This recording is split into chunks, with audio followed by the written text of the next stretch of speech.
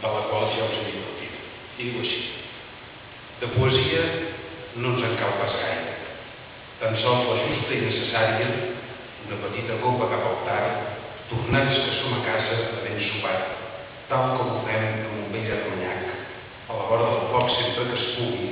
per millor veure en el nostre palmell com llamporneja la plairosa conca del seu estany espessament daurat.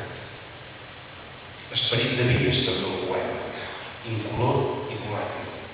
però oposat tot lector, però inflamable si sabem usar-lo, càricis nostre que haurà fermentat i en les botes del cor envellit, amb totes les dolceses i amargors que un cop i un altre ens han fet i desfet, fins a fer de nosaltres un compost agradolç, la matèria infausta d'un somni consumit.